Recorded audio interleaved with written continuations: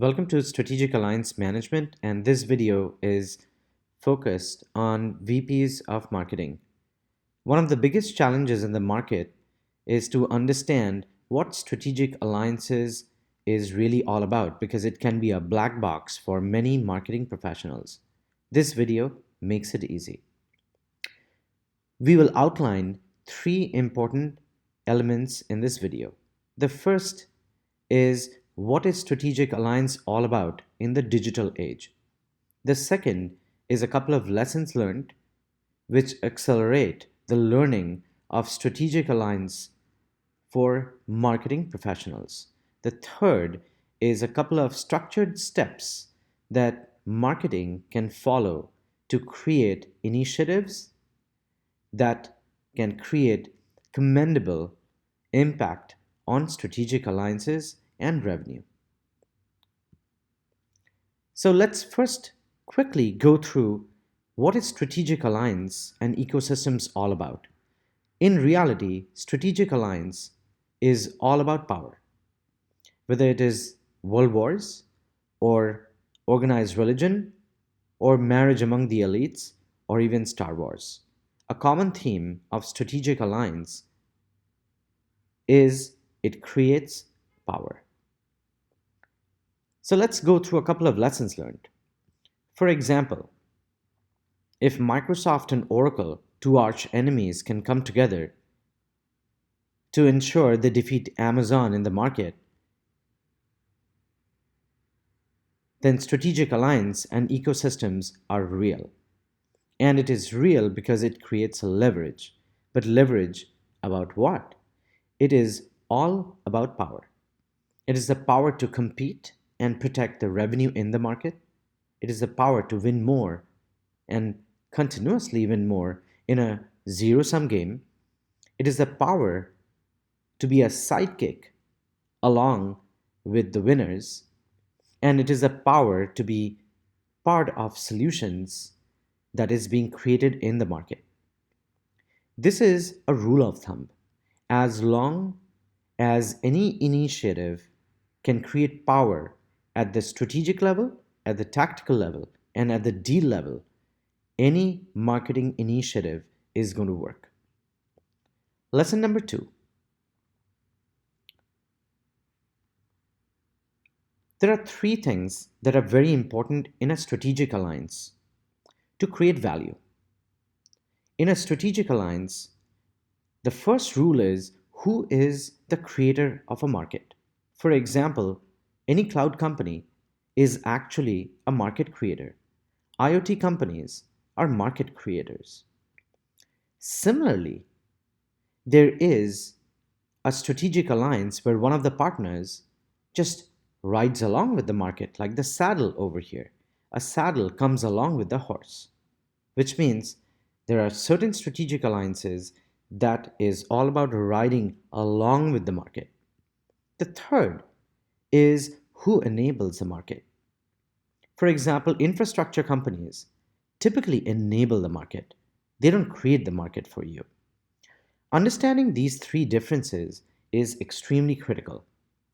And once you understand these three fundamental differences, this is going to help create the value in the strategic alliance through marketing professionals.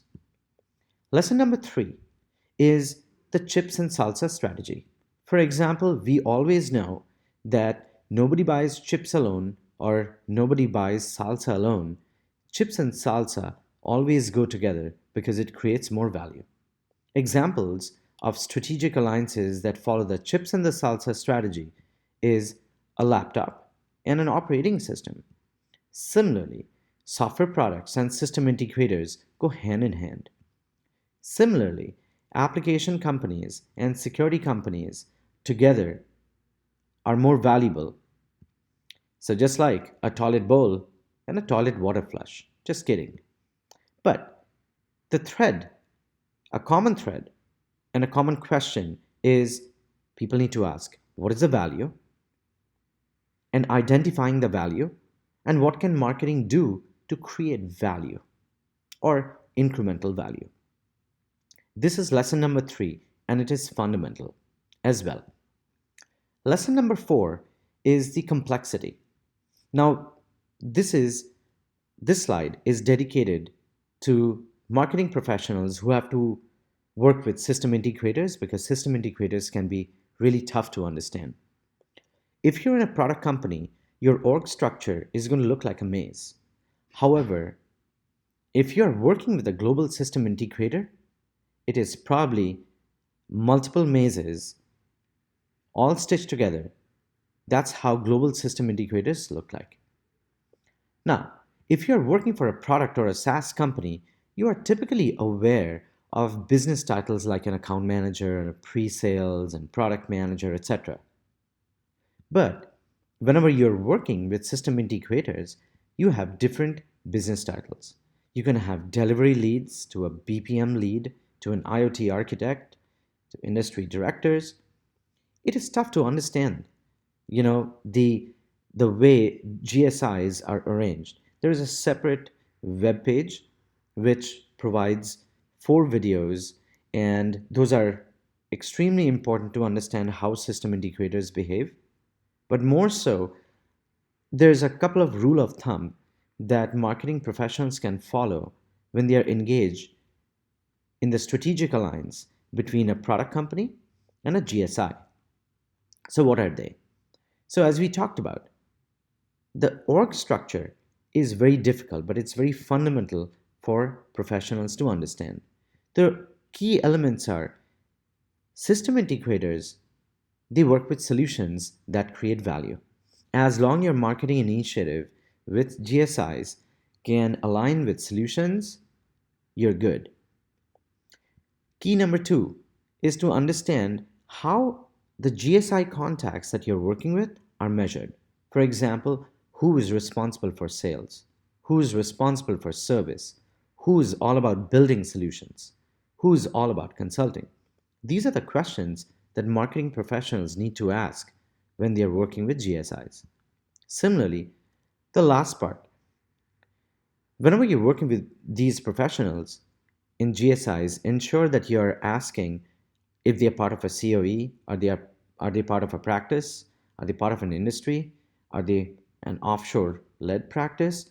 Those are the key elements because if you can understand how they align inside the GSI and what their role is, it just ensures that whatever marketing initiative you take can benefit the entire strategic alliance. Now, we'll talk about a fundamental piece, which is when we build an alliance marketing strategy, usually marketing professionals do not ask these questions. So, most of the time, marketing is just considered to be a gatekeeper for money. Well, most marketing professionals will look at their own product, they'll look at the promotion, and probably sign up for events. That is a good strategy. It works, but not all the time because I think things can be better. So let's look at the problems first. The problem number 1 is whatever initiative with regards to promotion of an alliance, how do you measure the money to lead to dollar revenue conversion? It is hard. It is extremely hard if you follow the 4 P's of marketing. Problem number 2 is most of the time during the marketing initiative, the marketing person typically may not be involved but can fund that event or that promotion. It is difficult to create that impact. Problem number 3 is how do you measure the ROI of a marketing initiative? It is hard. So, we go to problem number 4. How do you quantify what is a gain for each party in the alliance? Problem number 5 is explaining to management what has been the impact of the marketing initiative. Problem number 6 is what would you even want to achieve? So, these are the typical problems that exist. And these problems exist because most of the time, the laws of traditional marketing don't really apply to the world of strategic alliances and ecosystems. It is extremely different. It's a different ballgame. So, how do we make this easy? I personally believe that the best way to create an effective plan is to understand these five pillars of strategic alliance and ecosystems. Let's quickly take a look. The first is the power of engagement. No activity, no commendable impact can ever happen without the power of engagement between multiple teams in the strategic alliance or in the ecosystem. Similarly, the engagement can only happen when there is really good alignment between teams. Alignment would mean a smooth connectivity between the flow or the process of creating the dollars or money or communication and between multiple people within the alliance or out of the alliance. Similarly, when one and two, that is the engagement alignment, really happen well, third piece is the business development process. The fourth piece is how do you define leverage and how do you quantify that? And the last piece, we should never forget, culture is everything. As long as marketing events follow these five steps, you should be golden. So let's structure this.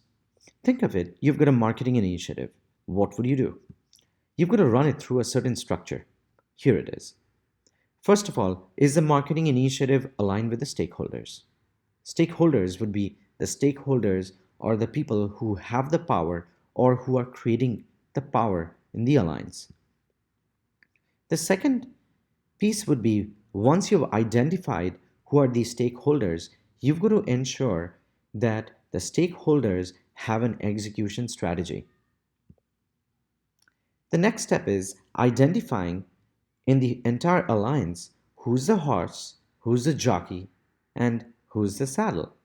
That is fundamental because all these three parties behave differently and they have different objectives, which is a reason you have to find out who gains the most and who gains the least and who comes in between both of them. Understanding this extremely important point decides how good your marketing initiative and the value it'll contribute to the alliance. Then, once you've identified this, find out what is the joint value. Is there a joint story? Or perhaps there isn't. And then, if there is a joint value or a joint story, what exactly is it? You should always add the political, culture, and the budget situation. And that is extremely important because the political piece between strategic alliances is always real. And since it's real, one needs to focus on the political activities within the strategic alliance between multiple parties. Now, once you have aligned your initiative, it is very important to measure what is the competitiveness of the marketing initiative. What is the uniqueness and how big is it, which means what is the total addressable market. As long you can run your marketing initiative by following this process and ask the right questions, you'll typically be well aligned. And the alignment should be based on three things. That is, what is the impact? And the impact needs to be a impact at the strategic level, at the tactical level, and at the deal level. Identify where is the marketing initiative creating that power. Once you can identify the power, you can always quantify the pipeline impact. At least you can. The third piece would be the beneficiaries. You have to outline who the real beneficiaries of the marketing initiative will be. Once that is done, you always have to justify your marketing initiative by saying, if this marketing initiative did not exist or is not executed, how much would you lose? Sometimes that is a bigger question than any other thing. As long your marketing initiative can be filtered through this process, you'll be able to focus on the bullseye because now you know that this marketing initiative has gone through a distillation process and a filtration process and it's going to work. So, now what do we do? Results are critical. For marketing, the biggest challenge will be to gain clarity because if you can gain clarity by quantifying leverage, the action will come out of it. Here is how we believe this can work. For example, you're creating a justification and you're focusing on a goal, which is a bullseye, which is the initiative to dollars to impact. Now, if you can show alignment to these four things as well, or if you can consider these four things while you're creating the justification, it'll be good. So, for example, the first thing would be who is winning and where. Second point will be have you aligned the stakeholders and who are the stakeholders? I believe that the stakeholders are the people who are responsible for the alignment and the engagement and the business development. Then map the marketing initiative with the process of engagement because you can never realize dollars until the process of engagement is clear. Once that process is clear, the power and the value will come out of it. This is how you justify a marketing budget, a marketing initiative, and then ensure you show success by saying how a marketing initiative created impact and the corresponding dollar value of the impact. Last couple of slides. The digital age has a new set of rules. This picture basically shows three ages, the first being the industrial age, the information age, and the digital age. The digital age is extremely different, and as you can see, if you focus on the green boxes over here, you'll see business ecosystems are extremely critical, and business ecosystems can only be created by stitching multiple platforms. So the focus should be on strategic cooperation. But remember, strategic cooperation can only happen when you execute the cooperation in a very tactical way. It's like the yin and the yang. Strategic cooperation also means tactical cooperation. Both sides, or both the opposites, or the polar opposites, need to balance themselves. So you can think of strategic cooperation, but you also need to focus on the tactical execution of a marketing initiative. Now, the old rules are really dead. They don't work. For example, if you just look at partnerships, partnerships have, in the past, they have just been considered like a channel. So it's been important but not strategic. And typically, what happens is deals where salespeople of the parent company can bring or create the deals, they always occupied the biggest power in the market. Rules have changed, which means the moment strategic alliance and ecosystems, along with marketing, is a power play, then the game changes because now we know that a marketing initiative can be converted to value by saying how a company can win more times than they lose in a zero sum game, which means the more you lose, somebody gains, and the vice versa. So, the focus of a marketing event or marketing initiatives should be to show more power to win more times than they lose.